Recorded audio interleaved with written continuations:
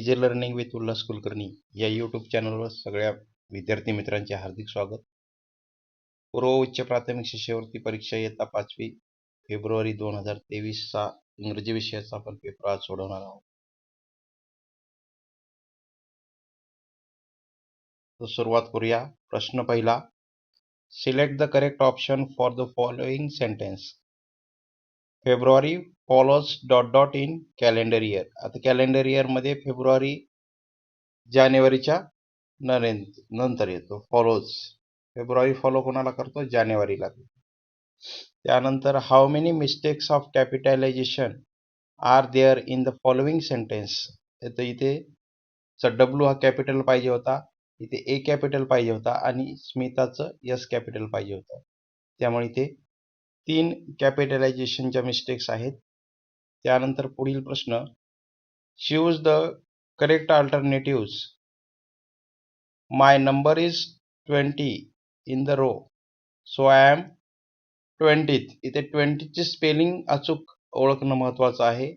हा ordinal number आहे 20th. पर्याय क्रमांक 3. त्यानंतर प्रश्न चौथा, select the correct alternatives to complete the following sentence. आपल्याला हे वाक्य पूर्ण करायचं आहे खालचा पर्याय वापरून. ही ब्लिंक्स हिज. ब्लिंक म्हणजे काय? उघडझाप करणे, किंवा आपण कशासाठी वापरतो? डोळ्यासाठी. तर पर्याय क्रमांक 4 इथे बरोबर आहे. He blink his eyes.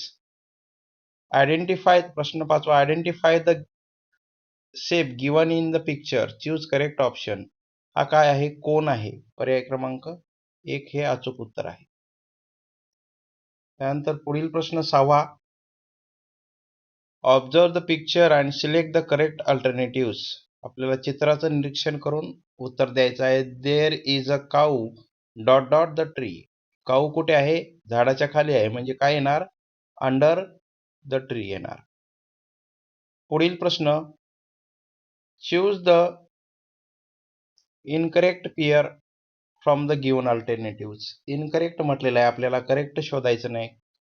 Incorrect म्हणजे चुकीची शोधायची आहे. बघा, विल नॉटचं वोंट हे बरोबर येतं आणि शॉल नॉटचं अशा प्रकारे येत नाही, शांट येतं. SHAN' असं येतं. त्यामुळे हे उत्तर आपलं बरोबर आहे. आपल्याला चुकीचं शोधायचं आहे. पर्याय क्रमांक 2 हे चुकीचं आहे. प्रश्न 8वा, find the correct alternatives for the following sentence. They ... garments in the ... आता इथे सेल आणि सेल 2 पर्याय आहेत. इथे बघा, आपल्याला सेल खरेदी करणे आणि सेल दुसरा सेल याचा अर्थ ज्या ठिकाणी आपण खरेदी करतो ते ठिकाण, मार्केट या अर्थाने वापरलेला आहे. म्हणजे पर्याय क्रमांक 3 इथे बरोबर येतं. प्रश्न 9वा, select the correct option for the following sentence. The sun is always in the ... direction at 6 PM. आता इथे 6 PM हा महत्वाचा आहे. 6 PM म्हणजे सायंकाळी. आता सायंकाळी कोणत्या दिशेला असतो सन? तर वेस्टला असतो. इथे 6 AM जर असेल किंवा 7 AM असेल तर आपण ईस्ट लिहिलं असतं, परंतु इथे काय येणार? वेस्ट येणार.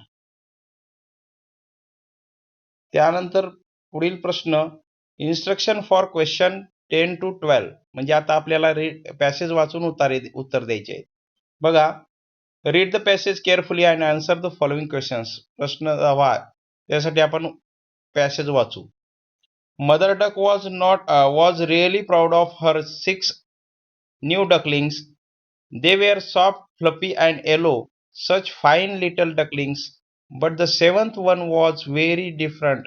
It was bigger and its feathers were gray and shaggy.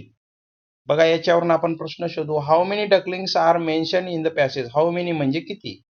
आपल्याला किती विचारलेलं आहे, किती आहे त्याच्यामध्ये? तर पहिले 6 आणि 7th म्हणजे एकूण किती आहेत? 7. असे एकूण 7 डकलिंग्स आहेत. Find the ordinal number mention in the passage. आता इथे ऑर्डिनल नंबर हा 7th दिलेला आहे, त्यामुळे पर्याय क्रमांक 2 येणार. त्यानंतर प्रश्न 12वा, find the opposite word for word same from the passage. Same साठी काय, सेम म्हणजे सारखा, आणि इथे काय आलेला आहे पॅसेज मध्ये, डिफरंट हा शब्द आहे तिथे, डिफरंट म्हणजे वेगळा. प्रश्न 13वा, choose the correct alternatives to complete the following word chain of alphabetical order. आपल्याला इथे अल्फाबेटिकल ऑर्डर मध्ये बसेल असा शब्द बघायचा बघा. PAN आहे, PEN आहे, म्हणजे ए च्या नंतर ई आलेला आहे, कारण पी तर सारखाच आहे त्यामुळे पी आपण घेऊन उपयोग नाही. त्याच्या पुढचा अक्षर AE. आता शेवटचा अक्षर काय बघा, इथे PU आहे, म्हणजे यू च्या अगोदरचा आपण शब्द वापरला पाहिजे, पी आणि पी च्या नंतर. तर पी च्या नंतर यू च्या अगोदरचा शब्द, इथे दोन्ही हे लागू होत नाहीत, कारण यू आहे आणि इथे एन आहे, इथे एल आहे, त्यामुळे अगोदरचा शब्द कोणता येईल, ओ येईल. ओ आहे, त्यामुळे पर्याय क्रमांक 2 हे उत्तर बरोबर आहे. Choose the correct alternatives for the sentence given below. Please give me. आपल्याला इथे आर्टिकल वापरायचं आहे, 1 रुपीज नोट. 1 रुपी नोट म्हणजे या ठिकाणी जरी ओ दिसत असेल तिथे आपल्याला ओवेल्स, तरी त्याचा उच्चार हा व चा होतो, म्हणजे डब्ल्यू कॉन्सोनंट्स आहे, त्यामुळे तिथे अ येतं. पर्याय क्रमांक 4 हे याचं उत्तर आहे. प्रश्न 15वा, observe the picture and choose the correct option for it. काय करत आहे तो मुलगा, तर वॉटर द प्लांट्स रेग्युलरली. पर्याय क्रमांक 4 हे उत्तर बरोबर आहे. प्रश्न 16, find the different word of the letter C from the following alternatives. आपल्याला सी चा वेगळा उच्चार ओळखायचा आहे. बघा पर्याय क्रमांक 1 कार्ट, काउंट, सेंटर आणि कार्ड, म्हणजे इथे पर्याय क्रमांक 3 चा वेगळा उच्चार आहे. प्रश्न 17वा, choose the correct alternatives. Yusuf is reading a newspaper. His brother wants to call him for the dinner. He request. तो युसुफ काय करत आहे, वर्तमानपत्र वाचत आहे आणि त्याच्या भावाला त्याला जेवणासाठी बोलवायचं आहे, तर तो काय म्हणेल या अर्थाने विचारलेला आहे. प्लीज कीप रीडिंग म्हणणार नाही तो. एक्सक्यूज मी ब्रदर असं तो म्हणून सुरुवात करेल. गुड आफ्टरनून म्हणणार नाही किंवा यू आर वेलकम पण म्हणणार नाही, त्यामुळे पर्याय क्रमांक 2 अचूक आहे. त्यानंतर प्रश्न 18वा, find the correct word to complete the message given below. आपल्याला इथे शब्द पूर्ण करायचा आहे, शब्द वापरून वाक्य पूर्ण करायचं आहे. बघा, plants not garbage, grow plants not garbage या अर्थाने आहे. झाडे उगवा, कचरा नाही. असा झाडे वाढवा, कचरा वाढवू नका, असा या अर्थाने वापरायचा आहे आपल्याला, ग्रो प्लांट्स. त्यानंतर प्रश्न 19, find the sentence with the incorrect punctuation mark. Incorrect punctuation mark याचा चुकीचा आपल्याला विरामचिन्ह ओळखायचा आहे. How are you. आता हाऊ आर यू हा म्हणजे प्रश्न विचारलेला आहे आणि ते एक्सक्लेमेशन मार्क वापरले, त्यामुळे हा चुकीचा आहे. पर्याय क्रमांक 1 हे पहिलं चुकीचं आहे. त्याच्यानंतर प्रश्न 20वा, select the proper option to complete the word register. बघा इथे कोणते शब्द आहेत, हे ग्रॉल, क्लक, बज, स्क्वेल हे साऊंड आहेत, आणि साऊंडचा खालील पर्यायातला शब्द आहे क्रॉक, जो बेडकाचा ध्वनी आहे, क्रॉक. त्यामुळे पर्याय क्रमांक 3 हा बरोबर आहे. प्रश्न क्रमांक 21, select the correct alternatives. He dot dot a letter yesterday. इथे बघा यस्टरडे वापरलेला आहे, म्हणजे कालची घटना आहे, आणि काल ही भूतकाळात होत असते, त्यामुळे तिथे काय येणार, राईट येणार नाही तर रोट येणार. पर्याय क्रमांक 2 हे उत्तर असणार आहे. ते आपण यस्टरडे वरून आपण ठरवलं. त्यानंतर प्रश्न 22, Ruby meet her friend at the lunch time. How will she greet him. Choose the correct option. आता लंच टाइम कधी असतो, तर लंच म्हणजे दुपारचे जेवण. दुपारच्या जेवणाला ती काय म्हणेल, गुड आफ्टरनून म्हणणार.